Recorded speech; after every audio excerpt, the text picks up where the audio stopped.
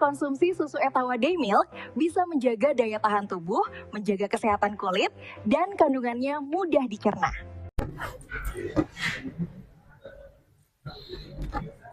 Bismillahirrahmanirrahim.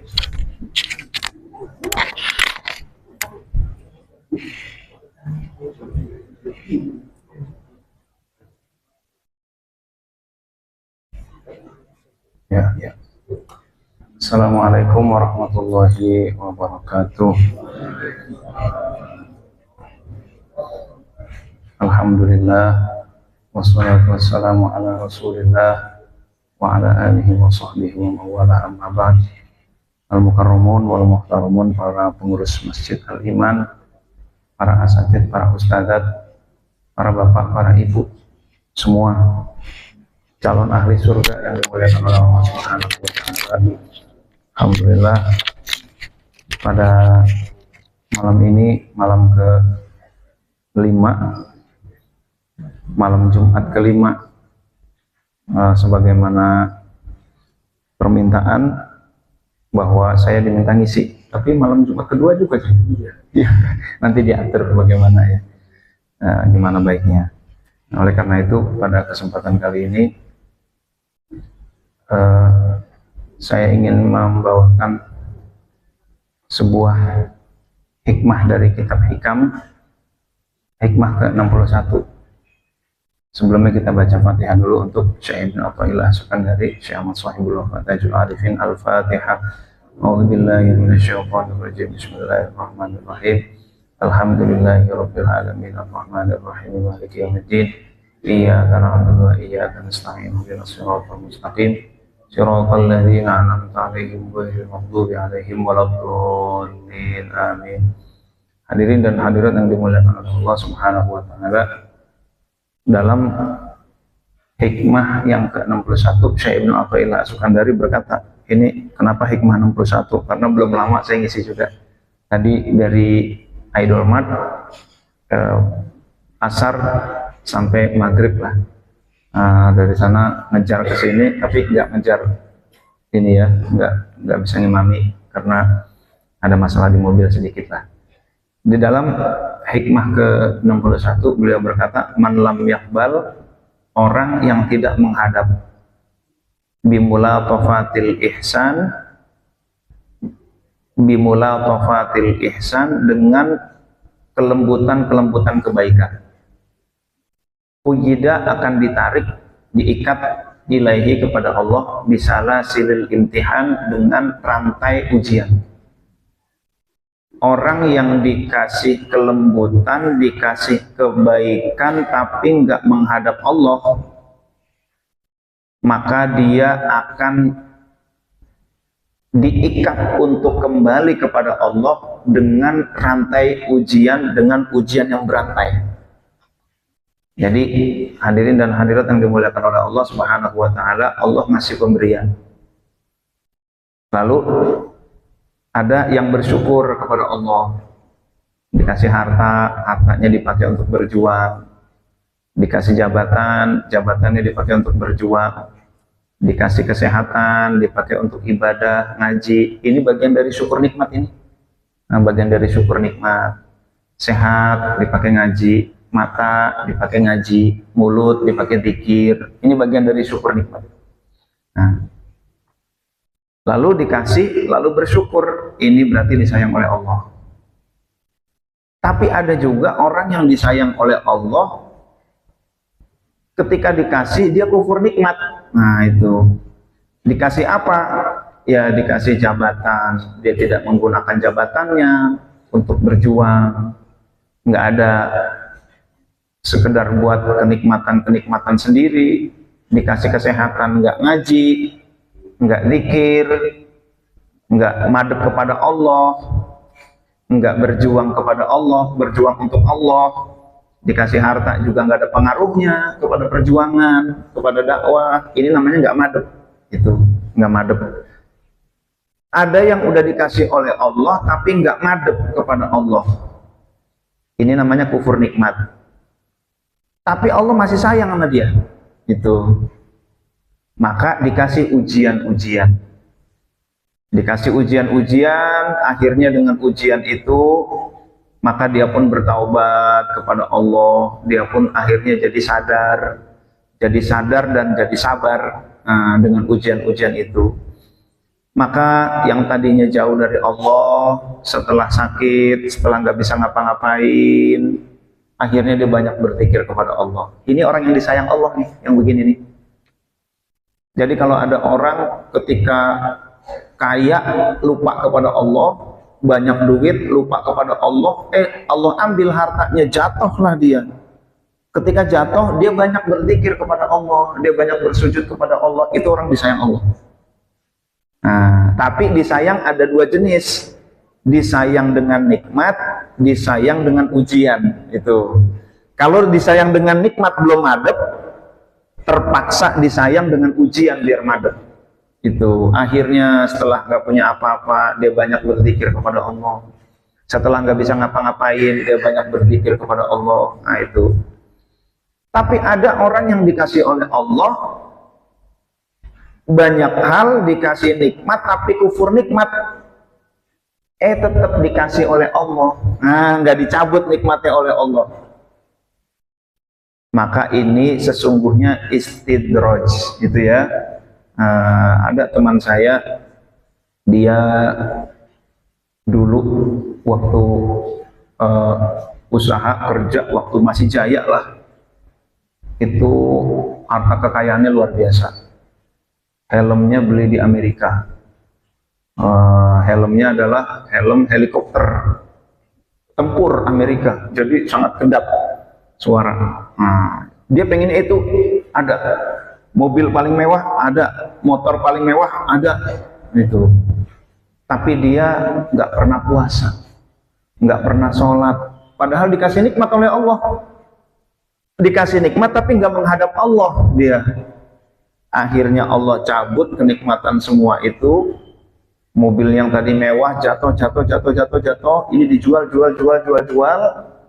Lalu ngapa-ngapain nggak bisa karena udah usianya juga udah dimakan usia, mau kerja juga nggak bisa, bisnis juga bagaimana, akhirnya kesehatannya pun kurang bagus.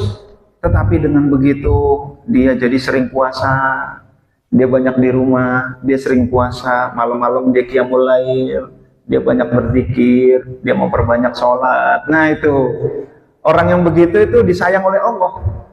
Justru kalau Allah nggak narik dengan ujian-ujian, itu justru orang itu adalah istidraj. Nah itu. Jadi yang disayang oleh Allah itu dua, disayang dengan nikmat atau disayang dengan ujian. Ketika disayang dengan nikmat nggak ingat, maka ditarik, dipaksa dengan ujian, akhirnya terpaksa ingat. Jadi kita mau ingat sekarang atau mau ingat entar bagi orang yang dicintai oleh Allah. Mau menghadap kepada Allah secara sukarela sekarang, atau nanti menghadap kepada Allah secara dipaksa oleh Allah Subhanahu wa Ta'ala. Mau menghadap dalam keadaan banyak nikmat atau menghadap dalam keadaan banyak musibah, itu. Nah, bersyukurnya teman saya tadi setelah jatuh dan lain sebagainya, dia mendekat ke agama. Nah itu, jadi itu bagian dari yang disayang oleh Allah. Jadi kalau ada orang bisnisnya jatuh, lalu dia mendekat ke agama, mendekat ke Allah, itu disayang. Ada yang bisnisnya bagus, lupa kepada Allah, nggak ke masjid, nggak ibadah, nggak ada perjuangan agamanya, lo kok makin jaya. Nah ini istidraj. Ada yang bilang giliran rajin ngaji jatuh, yang nggak ngaji, nggak sholat, bisnisnya maju, gitu kan? Justru yang bisnisnya maju itu lagi dibiarin sama Allah. Udah terserah lo dah, sekarang gua kasih deh segalanya. Nah itu. Tapi entar di akhirat. Itulah orang-orang yang dilaknat. Maka di dalam Al-Quran Allah berfirman surah Al-An'am ayat 44. A'udzubillahi minasyaitonirrajim. Falamma nasu ma dzukkiru bihi fatahna 'alaihim abwaaba kulli syai' hatta idza farihu bima utu akhadnahum baghtatan fa idza hum mublisun. Maka tatkala mereka melupakan peringatan yang telah diberikan kepada mereka, kami pun membukakan semua pintu-pintu kesenangan, kesuksesan, untuk mereka, sehingga apabila mereka bergembira dengan apa yang telah diberikan kepada mereka, sukses, hebat, kami siksa mereka dengan sekonyong-konyong. Maka ketika itu mereka terdiam, berputus asa. Nah itulah hadirin dan hadirat yang dimuliakan oleh Allah. Jadi jaya belum tentu disayang Allah. Bisa jadi berjaya tapi dilaknat Allah, justru dikasih sama Allah. Yang jauh dari Allah, jauh dari masjid, jauh dari agama, lo kok malah sukses, itu lagi dibiarin sama Allah. Namanya istidraj. Lagi diundur, biar pelan-pelan, sambil diminum Bapak Ibu ya. Biasa saya contohin. Bismillahirrahmanirrahim.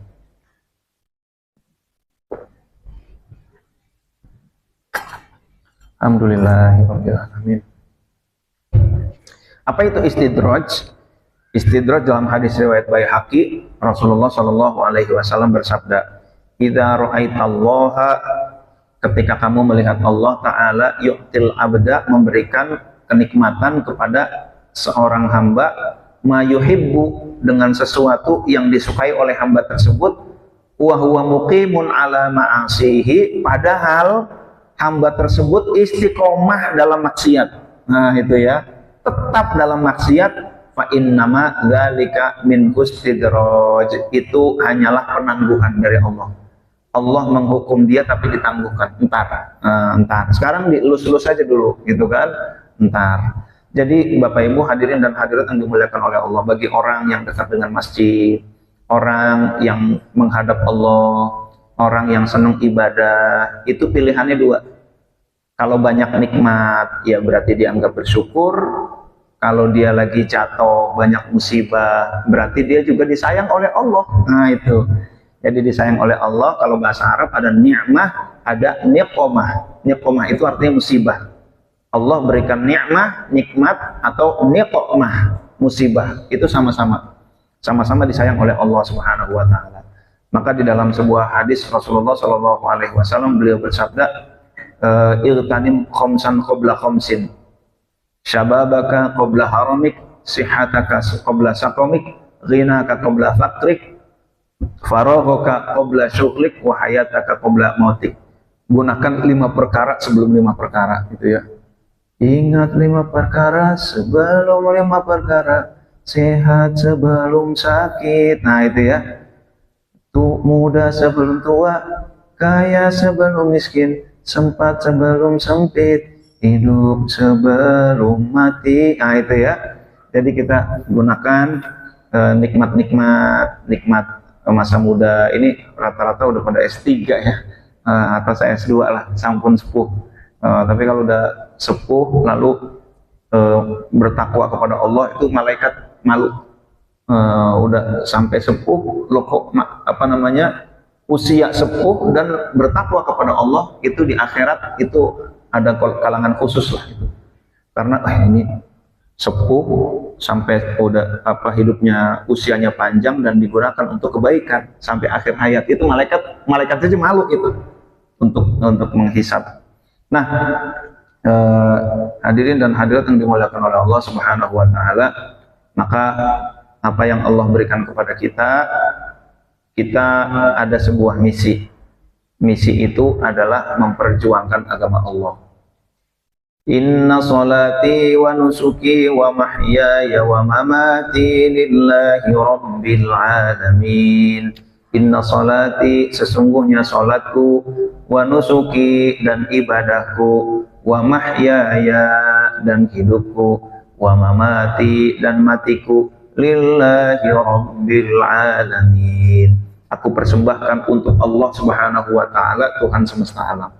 Jadi memang dalam sholat kita diajarkan untuk mengabdi kepada Allah, itu baik mengabdi dengan harta, mengabdi dengan ilmu, mengabdi dengan jabatan, mengabdi dengan tenaga, mengabdi dengan pikiran, semua harus mengabdi kepada Allah. Kenapa semua harus mengabdi kepada Allah? Karena Allah yang menciptakan kita dan memenuhi hajat-hajat kita itu semua Allah yang pertama. Jadi alangkah baiknya Allah kepada kita kalau kita nggak mengabdi kepada Allah, kebangetan itu. Allah udah menciptakan kita, hari ini makan ini, jengkol, gitu kan? Makan jengkol, menikmati jengkol, besok keluar, besok lagi makan ikan, makan makanan yang berbeda, keluar lagi, besok lagi makan ayam, besok lagi makan daging. Supaya apa tuh? Supaya manusia ini keluar terus, makan keluar, supaya menikmati berbagai nikmat-nikmat dari Allah. Hari ini makan ini, nikmat. Ya Allah, Allah maha baik gitu ya. Masya Allah. Kalau kita nggak ngabdi kepada Allah, kebangetan gitu. Maka mengabdilah kepada Allah dengan apa yang Allah titipkan kepada kita. Nah, hadirin dan hadirat yang dimuliakan oleh Allah Subhanahu wa taala, jadi bersyukurlah orang yang udah deket-deket ke masjid, seneng ngaji. Udah ngaji selesai sampai rumah buka handphone yang ngaji lagi gitu kan. YouTube-nya YouTube ngaji. Itu namanya menghadap Allah tuh. Orang yang menghadap Allah. TikTok-nya ngaji, IG-nya ngaji gitu kan. Facebook-nya dicari ngaji gitu. Itu namanya orang yang menghadap Allah. Dia bawaannya pengennya tentang Allah gitu ya. Nah itu. Maka kalau ada saudara-saudara kita yang belum menghadap Allah, kita ingetin, kamu udah dikasih banyak hal oleh Allah. Ayo saatnya menghadap Allah gitu. Alam ya'ni lilladzina amanu an takhsha qulubuhum li dzikrillah. Alam yakni, belum datangkah saatnya bagi orang-orang yang beriman an takhsha qulubuhum li dzikrillah, untuk kolbunya tunduk mengingat Allah. Sampai kapan? Kapan lagi? Itu kan mumpung masih ada waktu. Nah, jadi Bapak Ibu hadirin dan hadirat yang dimuliakan oleh Allah Subhanahu wa taala, kita menghadap Allah. Apalagi kalau menghadap Allahnya sampai terus menghadap Allah, dalam kolbu kita ingat kepada Allah, banyak zikir kepada Allah. Itu ya kolbunya, namanya tawajuh. Tawajuh itu artinya menghadap Allah, terus ingat. Orang kalau ingat terus kepada Allah, selalu ingat kepada Allah, apapun yang dilakukan menjadi ibadah. Ketika dia berolahraga sambil ingat kepada Allah, ya Allah, ini badan adalah amanat dari Engkau ya Allah. Aku akan jaga amanat dari Engkau ini ya Allah. Olahraga lah dia, olahraga. Sehatkan aku ya Allah. Itu badan adalah dari Engkau. Nah, jadilah dia olahraganya jadi ibadah. Makan ya Allah, ini rezeki dari Engkau ya Allah. Berikanlah keberkahan ya Allah, jadikan untuk penguat ibadah. Orang kalau ingat kepada Allah, apapun jadi ibadah. Mau jalan, mau pakai pakaian, mau tidur, mau pipis, ibadah semua tuh. Tidur dalam keadaan ingat kepada Allah, ya Allah, ini udah saatnya istirahat ya Allah. Aku istirahat badanku ya Allah, dalam rangka menjaga amanah dari Engkau berupa fisik, biar tetap sehat ya Allah, biar bisa melakukan kebaikan-kebaikan. Dan aku juga tidur biar nanti malam tahajud seger gitu kan. Orang kalau ingat terus kepada Allah, apapun jadi ibadah. Nah, maka kita latihkan tawajuh, ingat kepada Allah dalam kolbu kita. Nah, itu. Jadi kadang-kadang kehilangan itu bukan akhir, tetapi membuka kesadaran bahwa tidak ada yang abadi kecuali Allah Subhanahu wa taala. Jangan menunggu kehilangan baru kembalilah itu ya kepada Allah Subhanahu wa taala. Kembali sekarang secara sukarela atau kembali nanti secara terpaksa. Mendekat sekarang secara sukarela atau mendekat nanti secara terpaksa. Maka di dalam sebuah hadis Rasulullah SAW bersabda, ta'arraf ilaihi firroha ya'rifka fisyiddah. Kenallah Allah, ingatlah Allah di waktu senang, maka Allah akan ingat kepadamu di waktu susah. Nah, itu ya. Ketika memperoleh ujian, menangislah. Menangis karena bersyukur masih diberi kesempatan oleh Allah dan masih disayangi. Nah, itu ya. Jadi ketika dapat ujian, yang tadinya sehat jadi sakit, yang tadinya hartanya banyak jadi berkurang, yang tadinya menjabat dicopot jabatannya dan lain sebagainya, alhamdulillah itu. Nah, jadi semua itu adalah surat cinta dari Allah Subhanahu wa taala. Nah, hadirin dan hadirat yang dimuliakan oleh Allah Subhanahu wa taala, dan Syekh Ibnu Athaillah As-Sukandari juga berkata, man lam yusykurin ni'am faqad ta'arrada li zawaliha wa man syakaraha faqad qayyadaha bi'iqaliha. siapa yang bersyukur akan nikmat Allah, berarti siapa yang tidak mensyukuri nikmat Allah, malam yaskur, siapa yang tidak bersyukur an-ni'am akan nikmat-nikmat Allah, faqad ta'arrada li zawaliha, berarti menginginkan hilang nikmat itu. Nah, itu. Jadi anak kecil dikasih mainan, lalu saatnya makan. Nah, makan, nak, ini lagi asik mainan, gitu kan? Ayo makan bareng berjamaah, ayo sama kita sekeluarga. Enggak, nih lagi asik main mobil-mobilan. Udah asik main mobil-mobilan, dipanggil lagi main handphone, gitu kan?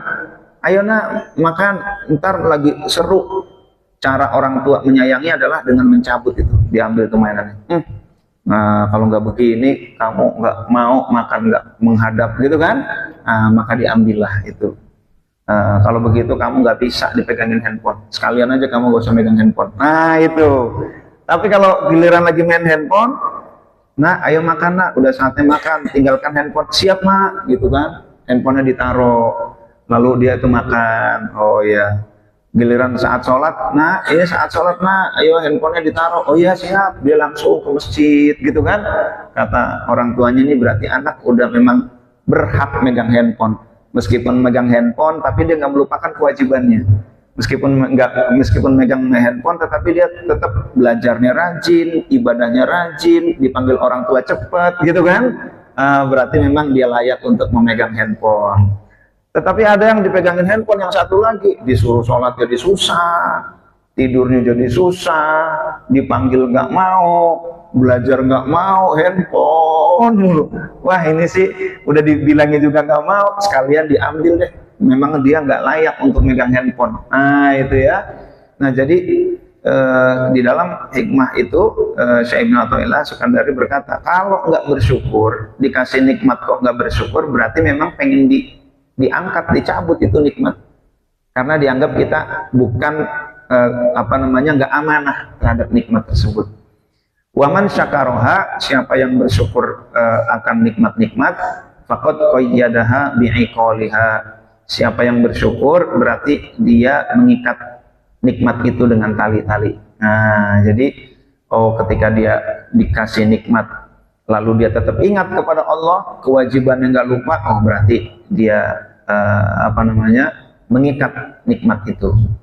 Nah, hadirin dan hadirat yang dimuliakan oleh Allah Subhanahu wa taala, maka penting kita ada nikmat yang banyak, jangan lupa tetap ke masjid, tetap zikir, tetap ngaji. Kalau enggak nanti dianggapnya ini enggak tepat.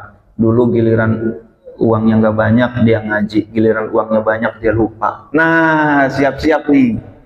Nah, giliran jabatannya nggak tinggi, dia sholatnya rajin. Giliran jabatannya tinggi, dia lupa sholat, lupa ke masjid. Maka ada kan yang sahabat Rasulullah, ya Allah, doain saya dong, ya Rasul, biar kaya. Jangan, nanti kamu jauh dari masjid, gitu kan? Nah, Sa'labah. Besok lagi datang, ya Rasul, doain saya dong, biar kaya. Rasul nggak mau. Nah, yang kedua jawabnya kayak tadi. Yang ketiga, akhirnya Rasul Shallallahu Alaihi Wasallam mendoakan, ya udah deh kalau begitu minta mulu nih, didoain biar kaya. Akhirnya kaya lah dia, bukit-bukit isinya kambing-kambing Sa'labah tuh, wah banyak sekali. Tetapi gara-gara ngurusin kambing lupa ke masjid, nggak ngaji, nggak sholat. Nah itu, jadi inilah kadang-kadang yang nggak bisa mengemban amanah. Maka ketika Allah sayang, sekalian dihilangkan itu handphonenya, sekalian dihilangkan mainannya agar menghadap, agar sholat. Nah itulah hadirin dan hadirat yang dimuliakan oleh Allah. Kufur nikmat itu antara lain apa? Meninggalkan ibadah itu. Lalu selain itu harta yang halal untuk melakukan yang haram, untuk maksiat. Padahal dititipin harta halal tapi untuk maksiat. Atau enggak untuk maksiat, enggak untuk melakukan minuman keras dan lain sebagainya, dugem, tapi dengan harta itu dia jadi sombong. Nah, sikapnya ini termasuk kufur nikmat juga. Atau juga dia hartanya banyak tapi nggak mengakui bahwa itu dari Allah. Enggak, saya dari orang tua saya, Enggak, saya nggak dapat dari Allah. Ini saya dari tetangga. Enggak, dari teman-teman. Enggak, dari atasan. Nah itu ya, nggak mengakui dari Allah. Padahal Allah berfirman dalam surat Ar-Rahman, "Fabi ayyi ala'i rabbikuma tukadziban." Nikmat mana yang masih kamu dustakan? Yang kamu anggap itu bukan dari aku. Nah itu ya. Ar-Rahman, Maha Pengasih.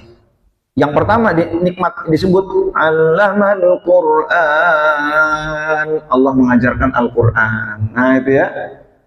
Lalu nikmat ketiga, khalaqal insan. Allah menciptakan manusia. Al-Quran dulu. Allamahul bayan. Asy-syamsu wal qamaru bihusban wan najmu wasyajaru yasjudan. Matahari, bintang, bulan, semua disebutin. Wassama arafa'aha langit wa wada'na alla tadghaw fil. Wah, pokoknya itu nikmat Allah di-spill semua tuh. Dibentangkan oleh Allah, dideskripsikan. Wah, semua. Maka mana lagi yang belum kamu syukuri, mana lagi yang masih kamu tidak akui, mana lagi yang masih kamu dustakan. Nah, itu ya. Nah, itulah hadirin dan hadirat yang dimuliakan oleh Allah Subhanahu wa taala. Maka di dalam surah Saba ayat 13 Allah berfirman, wa qalilum min ibadiyas syakur, sedikit dari hambaku yang pandai bersyukur. Dalam ayat lain kalau tentang bersyukur mesti dikit. Syakur itu dikit. Jadi ada syakir, artinya orang yang bersyukur. Ada syakur, artinya orang yang pandai bersyukur. Yang pandai bersyukur itu yang dikit. Mana bedanya yang pandai bersyukur dengan yang bersyukur biasa? Yang pandai bersyukur itu, syukur itu ada 3 tingkatan. Yang pertama, syukurnya orang awam. Siapa syukur orang awam? Orang yang dapat nikmat dia bersyukur, bagus. Dapat jabatan dia bersyukur. Dapat harta dia bersyukur, gitu kan? Lalu tadinya sakit jadi sehat, dia bersyukur. Nah, ini syukur orang awam, bagus. Ada syukur yang kedua. Syukur inilah yang disebut dengan pandai bersyukur. Kalau ini wajar, dapat nikmat bersyukur wajar. Syukur yang kedua yang sampai dianggap oleh Allah sebagai pandai bersyukur adalah orang yang bersyukur kepada Allah karena diberi baik nikmat maupun musibah. Nah ini pandai bersyukur nih. Kalau dikasih nikmat bersyukur wajar, dikasih musibah dia bersyukur. Nah itu ketika ada dikasih minuman cappuccino enak, wah enak nih, nah, bersyukur. Tapi ketika dikasih jamu, nah pas jamu, wah jamu nih. Di hotel ini ada, di hotel Jawa Tengah tuh banyak jamu-jamu tuh biasanya tuh. Ada kopi cappuccino, espresso, latte, tapi ada jamu, beras kencur, kunyit gitu kan. Ada apalah, beratawali atau apa gitu, banyak jamunya tuh. Jahe dan lain sebagainya. Wah, itu. Jadi ketika disuguhi cappuccino, dia seneng. Ketika disuguhi jamu, dia seneng. Seneng kenapa? Seneng karena di balik jamu ini ada kesehatan. Emang rasanya nggak enak, gitu kan? Tapi jamu ini menyehatkan. Nah, inilah orang yang pandai bersyukur. Dikasih nikmat seneng, dikasih musibah seneng. Nah, itu alhamdulillah. Ketika sakit, alhamdulillah sakit. Mudah-mudahan dengan sakit ini Allah mengampuni dosa-dosa saya. Nah, itu sehatnya di situ. Bisnis jatuh, gitu kan? Alhamdulillah bisnis saya bangkrut, gitu kan? Dengan begitu saya jadi punya lebih banyak waktu, gitu. Dengan begitu harta misalkan berkurang banyak, alhamdulillah jadi hisabnya lebih ringan, gitu kan? Nah ini orang yang kayak gini, ini orang yang pandai bersyukur nih. Kalau dikasih nikmat bersyukur wajar, dikasih musibah dia masih bersyukur, itu. Nah hadirin dan hadirat yang dimuliakan oleh Allah Subhanahu wa taala, karena dibalik apapun yang Allah berikan itu pasti yang terbaik. Yang ketiga, syakur, orang yang pandai bersyukur, atau level syukur yang level yang ketiga, yaitu level khawasul khawas. Siapa itu level khawasul khawas? Orang yang hanya memandang mun'im, pemberi nikmat. Dia lupa kepada apa yang diberikan. Pokoknya kalau Allah yang ngasih, pokoknya itu yang terbaik. Nah itu ya, dia udah ikhtiar yang terbaik, dia udah berdoa, dia udah bertawakal. Allah ngasihnya apa? Itu yang terbaik. Itu. Allah ngasihnya rezekinya segini, itu yang terbaik. Itu. Karena apa? Ada seorang suami, istrinya begitu mencintai dia. Lalu istrinya bikin menu selama 1 minggu, gitu kan? Menu 1 minggu, makan pagi, sarapan pagi. Karena pagi ini penyerapannya lagi tinggi-tingginya, bagusnya diberikan asupan yang bergizi. Oh kalau begitu telur rebus sama buah pisang, gitu kan? Sama air putih. Suaminya seneng kopi, tapi nggak langsung dikasih. Nanti dikasih kopinya agak kesinian dikit, jam 9 dikasih kopi gitu kan, makan siang, lalu nanti ada buahnya apa dan lain sebagainya, jadi ada jamunya, ada dan lain sebagainya. Sang suami berkata, pokoknya aku terserah kepada kamu, kamu tahu yang terbaik buat aku, kamu kan mencintai aku gitu ya, maka apapun yang kamu siapkan pasti itulah yang terbaik, kamu udah tahu, kamu ngerti kesehatan gitu kan. Nah itulah orang yang khawasul khawas, dia itu apa namanya, udah nggak peduli lagi apapun yang disajikan selama dari Allah. Nah itu, maka yang dia tatap lagi-lagi adalah Allah, Allah. Apapun yang dikasih oleh Allah, nggak, pokoknya syukur tanpa syarat gitu. Pokoknya bersyukur. Nah itu hadirin dan hadirat yang dimuliakan oleh Allah Subhanahu Wa Taala gitu. Nah, jadi suatu saat ini ibu mertua saya lagi di Tasik ya, kita lagi ngobrol-ngobrol, lalu lagi ngobrol, ibu mertua bilang, mama, wah enak ya punya showroom gitu kan. Lalu saya waktu itu bilang, mungkin berapa belas tahun yang lalu lah, 15 tahun yang lalu, insya Allah mah Latif nanti punya showroom gitu kan. Saya baru punya motor waktu itu, baru nikah, belum punya apa-apa lah, baru punya motor. Insya Allah mah Latif nanti punya showroom gitu. Saya pun lupa, udah lama begitu. Suatu saat ketika saya buka showroom, saya ajak ibu mertua saya, mah ayo mah ke showroom mah, doain mah. Terus mama bilang, Tip, ingat nggak Latif dulu sekian belas tahun yang lalu gitu kan. Latif bilang, ntar mah Latif punya showroom gitu kan, insya Allah Latif punya showroom. Ini kejadian nih Tip gitu. Oh gitu ya mah ya, saya sendiri udah lupa mah gitu kan. Itu, oh Latif lupa? Iya, saya lupa. Mama pikir Latif ini pede banget sih gitu kan. Lagi ngomong-ngomong cuma punya motor, katanya ntar mah Latif punya showroom gitu kan. Oh itu pede banget gitu.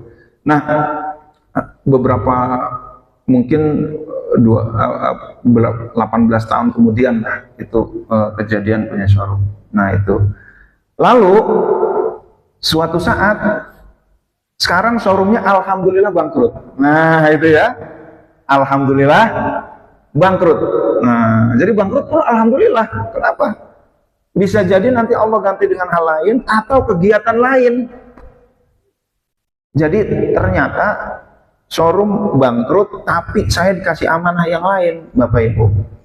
Amanah itu apa? Jadi ketua LDTKN Jakarta. Ada 82 majelis dzikir yang kami harus openi gitu ya. Lalu tak lama kemudian jadi ketua Jatman tingkat nasional. Jadi tugas saya mendakwahkan tasawuf seluruh Indonesia itu ya.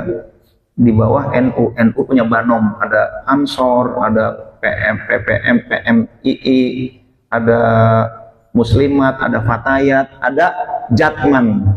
Nah Jatman ini saya salah satu ketuanya di tingkat nasional. Ketuanya ada 7, ada ketua umum, wakil-wakil. Oh gitu, iya ya.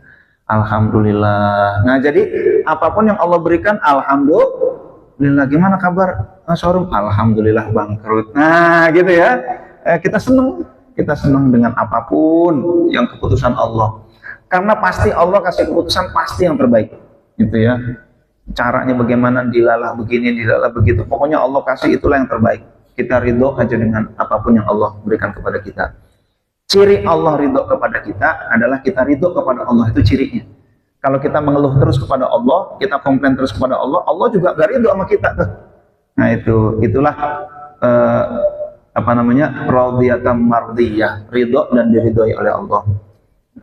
Ya ayyatuhan nafsul mutmainnah irji'i ila rabbiki radiyatan mardiyah. Pulanglah kepada Tuhanmu, radiyah dalam keadaan ridho, mardiyah, radiyatan mardiyah, dan diridhoi oleh Allah. Nah itu. Nah jadi itu yang penting, itu dulu kata-kata udah terjadi gitu kan, kata Allah gitu ya. Habis itu ada tugas lain, ada tugas lain.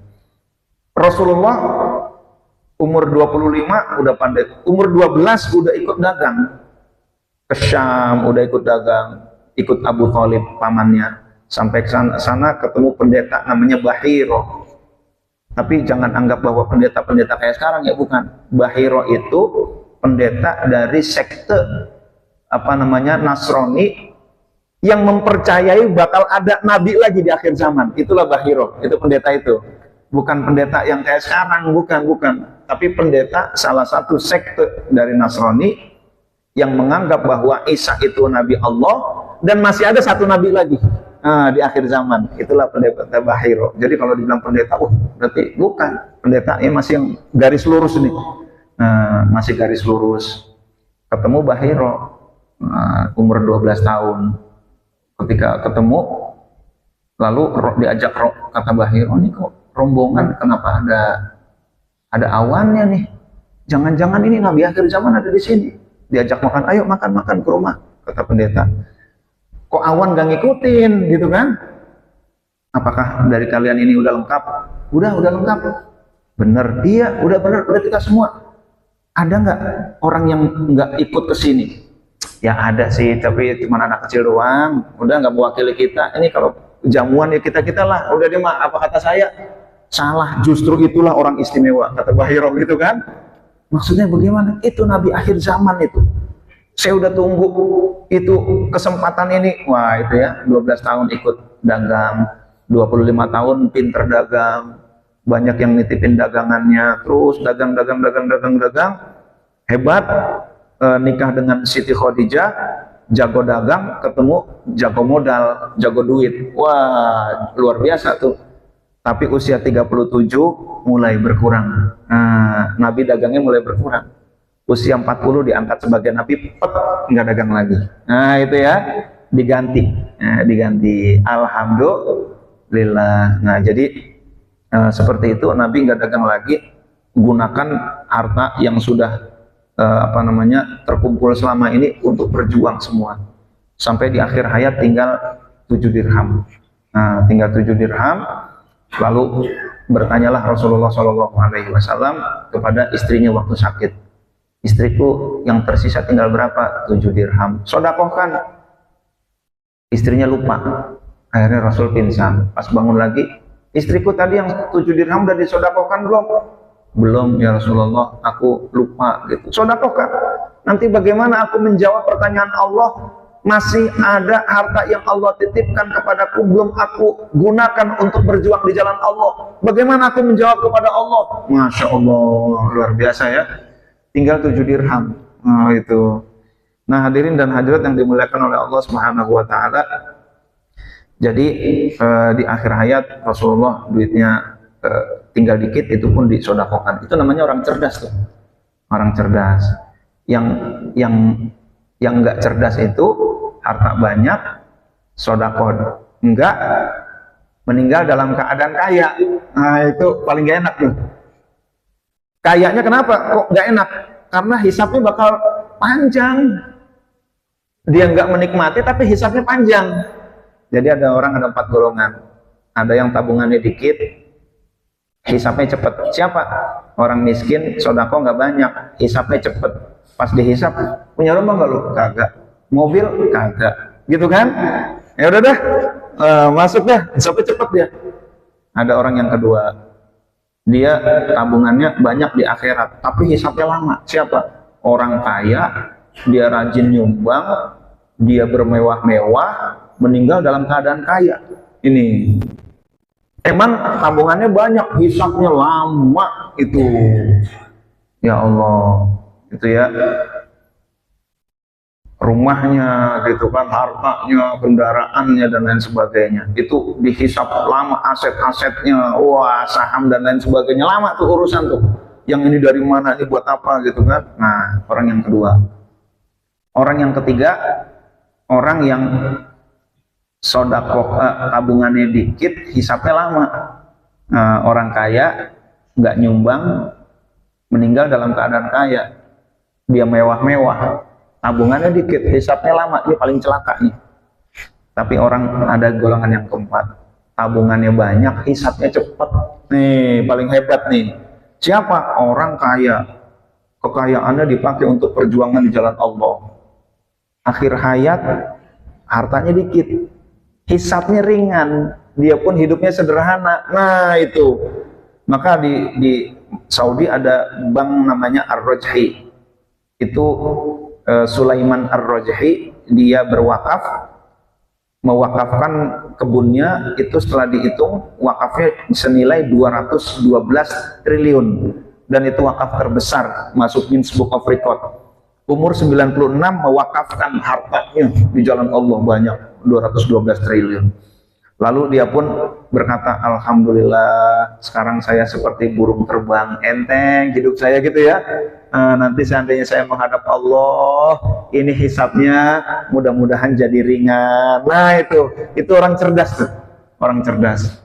Jadi orang cerdas itu orang yang banyak harta, hartanya digunakan untuk berjuang, lalu dia sendiri hidupnya nggak bermewah-mewah, nggak foya-foya, lalu di akhir hayat hartanya dikit. Itu justru cerdas tuh. Kenapa? Karena udah diberikan kepada ini, udah itu. Nah itu ya. Contoh terbaik adalah Rasulullah SAW. Tapi tentu Rasul masuk surga tanpa hisab. Nah jadi mudah-mudahan kita tergolong golongan yang keempat nih ya, yang Allah titipkan dunia, dan dunia kita gunakan untuk di jalan Allah, dan mudah-mudahan di akhir hayat juga sudah kita berikan, sehingga tinggal dikit. Ketika dihisap, udah, kamu ke rumah berapa? Rumah sih tadinya ada 10 gitu kan, terus yang ini udah buat ini, yang ini buat ini, oh ya aman, sisanya tinggal berapa gitu kan, sisa tinggal sekian. Yang ini dari mana nih? Yang ini dari ini nih, oh ya aman. Mobil ya udah semua, yang ini udah semua. Nah itu enak tuh yang begitu tuh. Nah hadirin dan hadirat yang dimuliakan oleh Allah, demikian dulu intinya. Siapa orang yang dikasih rizki oleh Allah tapi tidak menghadap, maka Allah paksa dia menghadap dengan cara diberi musibah. Itu pun bagian dari kasih sayang Allah agar hamba tersebut tetap menghadap Allah Subhanahu wa Ta'ala. Yang paling celaka, udah dikasih rizki, dia jauh dari Allah dan nggak dikasih musibah, itulah yang celaka, karena sedang dibiarkan oleh Allah Subhanahu wa Ta'ala. Dan ketika orang diberi rezeki dia tidak bersyukur, berarti memang dia menginginkan dihilangkan rezeki itu. Tetapi ketika dia diberi rezeki dan bersyukur, berarti dia sedang mempertahankan rezeki tersebut. Mudah-mudahan kita ini orang-orang, mudah-mudahan tergolong orang-orang yang terus menghadap Allah Subhanahu wa Ta'ala. Amin ya rabbal alamin. Kalau demikian, kalau ada pertanyaan silakan, kalau nggak ada, alhamdulillah. Sambil diminum. Nah, ketika minum nggak ada, berarti selesai.